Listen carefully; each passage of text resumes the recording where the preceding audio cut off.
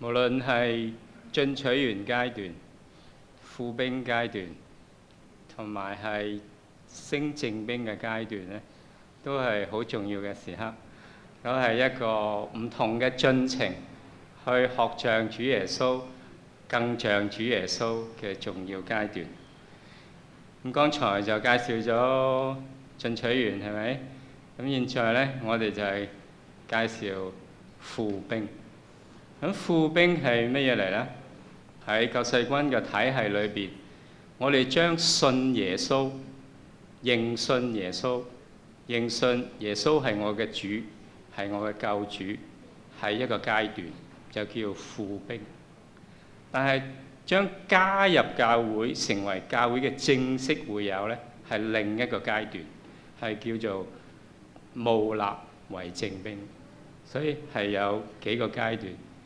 而進取完係我哋嘅係基督教教育嘅課程嘅裏邊嘅另一個體系。咁我哋有成人嘅，譬如大人嘅主日學。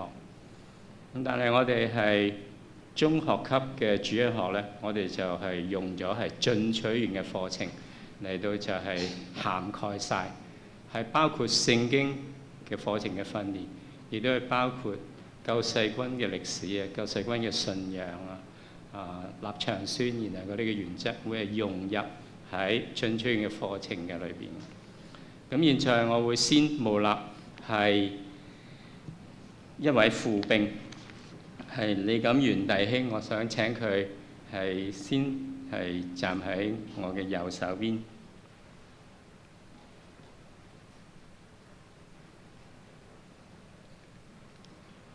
李錦元弟兄呢，係已經返咗教會好耐㗎啦，所以我好開心募立呢位嘅弟兄啊！呢位弟兄係佢好仰慕我哋會眾當中一位嘅幹事啊，佢返去天家㗎啦，就係歐孟堅幹事長，好似係你嘅校長嚟嘅係嘛？半個世紀之前。半個世紀之前。喺錦元弟兄嘅生命裏邊嘅影響力呢，係繼續嘅，所以我哋在座當中有做老師嘅呢，我哋嘅影響力我哋係有嘅。如果我哋仲係基督徒，有嗰種基督徒嘅生命力嘅時候呢，好易吸引到係你嘅學生嚟到去認識呢個信仰。今日我哋就睇到半個世紀之後。其實佢唔係半個世紀之後先信仰主嘅，不過喺我哋係忽略咗。你翻咗嚟好耐呢，我哋都未邀請你係做募立為副兵。咁但係有弟兄呢，佢知道你翻咗嚟好耐，佢都記掛呢件事，就講咗俾我哋聽。咁其中一位應該就係溫偉業弟兄，我都想請埋佢上埋台一齊站喺錦元弟兄嚟到支持弟兄啊！咁陣間我都會請偉業弟兄係為錦元弟兄嘅信仰歷程嚟到係祈禱嘅。咁現在請錦元弟兄宣讀你嘅副兵宣約書啊！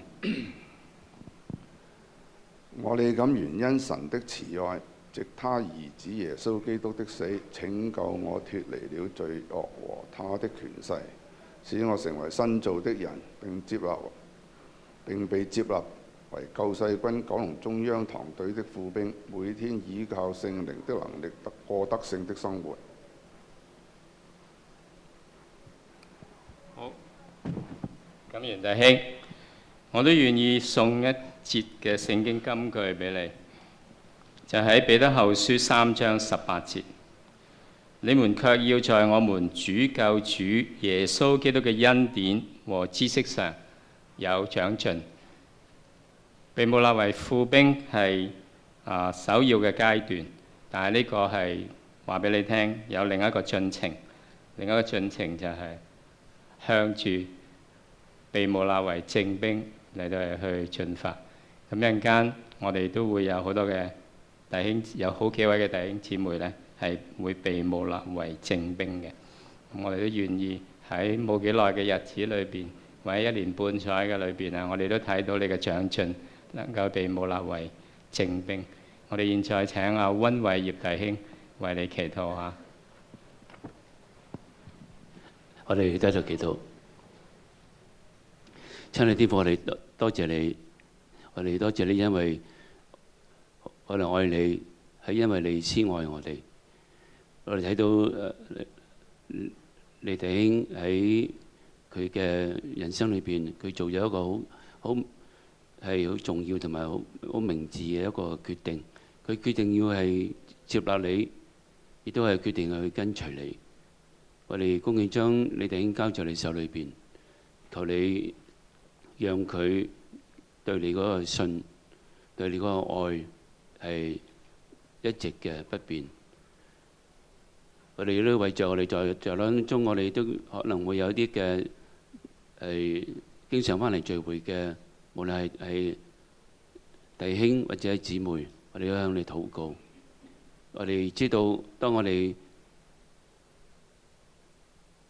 心裏你都接納你嘅時候，亦都係口裏邊承認你嘅時候，你係必定嘅會係拯救我哋，必定嘅讓我哋能夠係喺你嗰個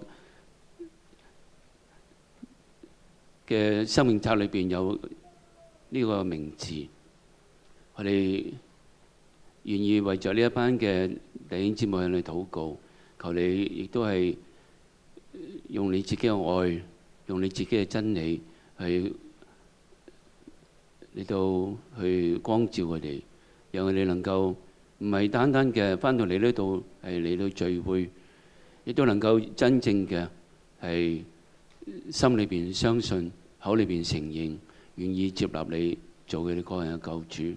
呢件先至係最重要一件嘅事，亦都係最緊要一個人生裏邊一件嘅大事。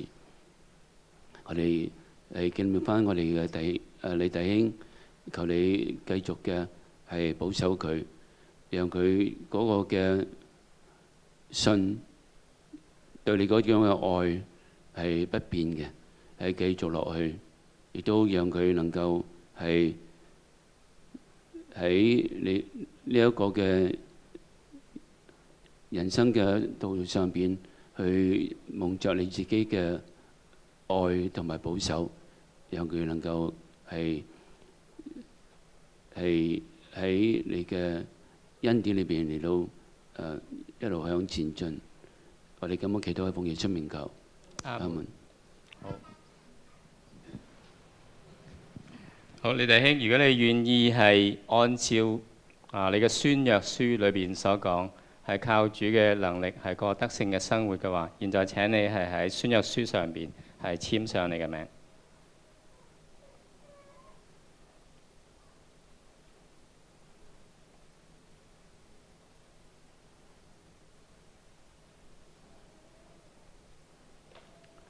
好，現在我係奉主耶穌嘅名，係在接納你李錦元弟兄成為救世軍九龍中央堂嘅副兵。好，神賜福你。好。